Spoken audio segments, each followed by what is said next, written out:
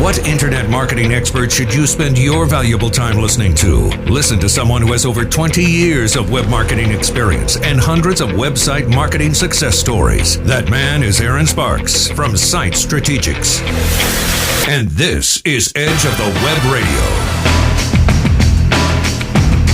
An article from Convince and Convert. If you have not looked at that blog, that website, go there, sign up, get the emails going to you. Convince and Convert from Jay Baer.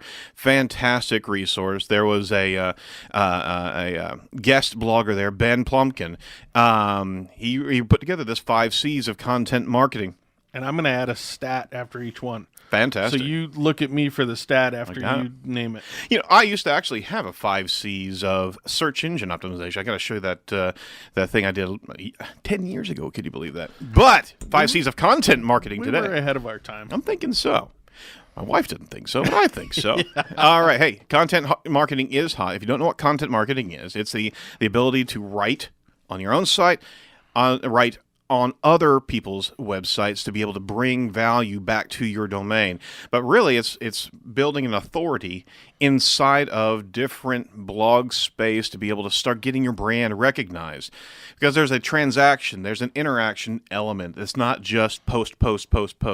You're getting your information in front of people that are wanting to hear about your information and about your commentary. So, you know, content does take a lot of time. You need to have careful thinking here. You know, the good news is that we've got these 5 steps to go through. Number 1 is calibrate. Before you start putting content out into the world, you got to think hard about the objectives you hope to achieve. In other words, you got to calibrate and you got to figure out your what's called a KPI, which is a keyword performance index. And you got to find out the value of different keywords that are out there. How many times people search for different key phrases, because that's your target of where you're wanting your content to go, right? Yep.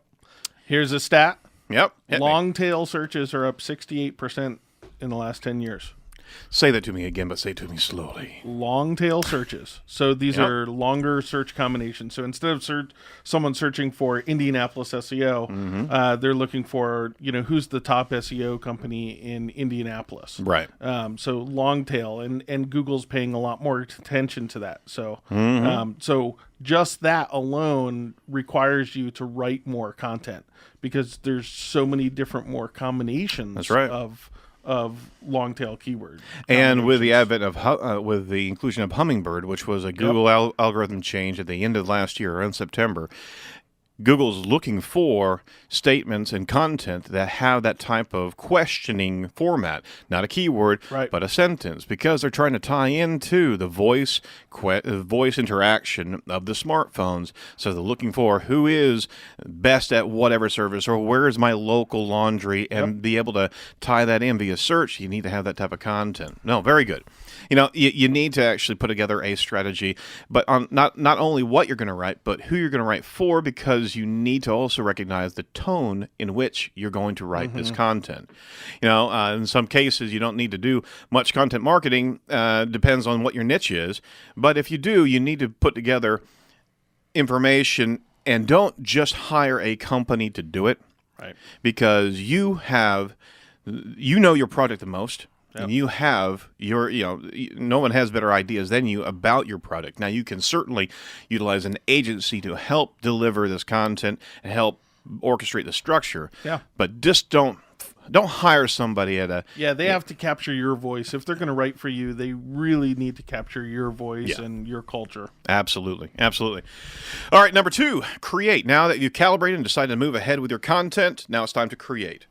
Don't be intimidated. Content is everywhere, on social media, to games, videos, books, white papers, on and on and on.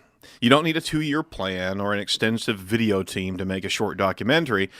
When you're getting started, what you need is to be nimble, to first see what your audience finds engaging, and then keep it going. So you need to remember that when you start these conversations out there, just don't let them sit, because that's where the interaction starts. Yep. So as you post, and the time has come, we've also found that guest blogging for links' sake is also raising the ire of Google as well.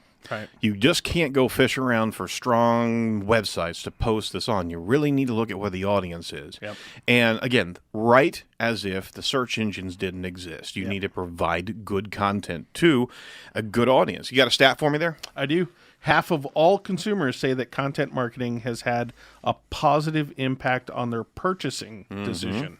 So that's interesting. The ability to read content on your site or other sites about you is having a positive impact on purchasing decisions. Now, don't forget that this is one of the first stages of a sales funnel. It actually might be what works. It might be very different what works at another stage, but that transactional conversational mode is just like an outside salesperson that's out there, not in the office, not in the storeroom floor, but actually interacting with somebody, right? Yep.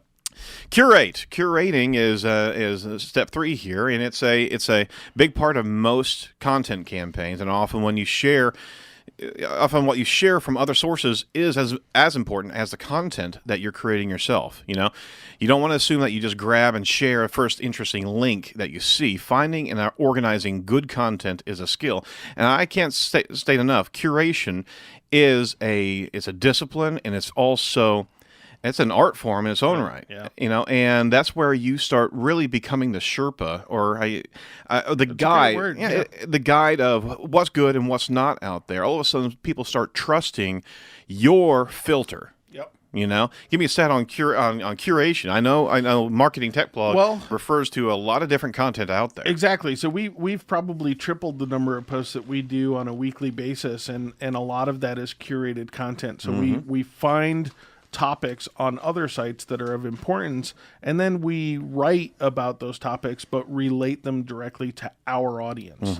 And so we're providing value to our audience in a different perspective from the original article. So exactly. Here's why we do it. Websites with blogs have 434% more indexed pages on search engines than websites without. 434%. So just having a blog and writing periodical articles, of course, it makes sense, right? From a stat standpoint, right? You're going to get found in more searches because you have more combinations of content that people are searching for. Very good stat. It's not enough then just build the content. You got to get it circulated. That's step 4 real quick. Once you've created the content, you need to circulate it out, and often brands are happy to amass views without even thinking about who's actually seeing the content. You've got to make sure that the right people are seeing your content, and that means that you have to think hard about the distribution channel that makes the most sense. Now, who is your audience? Are they going to pay attention to Pinterest or Instagram? Do your fans watch videos? Do they just read articles? Or do they do all? Oh, they do all. Yeah, exactly. So you have to have a clear understanding of your audience. 5th and final, I had to jump into the last bit because this guy is big. It's the conversion. Don't forget why you're creating all this content in the first place. Is to push prospects through the sales funnel, right? If you're mapping out content carefully, each stage of the funnel will have a different set of keywords and keyword performance indicators, but content marketing shares the same pain as display. It's often hard to measure the impact because click-throughs don't really tell the full story. Right. You do need to look at how your site converts and understanding the users and what their interaction is and if they keep on coming back to the well. There's a life cycle of a consumer of content, and you need to pay attention to that. And here's the big stat. Give me a stat. 61% of consumers feel better about a company that has a blog, and those companies with blogs received 97% more leads than companies without blogs. Booyah! So there's your conversion right there. You got it. You got it right there. And those stats don't lie. You can get more information from Marketing Tech Blog on this particular article. Yeah, those stats are from QuickSprout, by the way, who just put out an infographic that we published. Beautiful.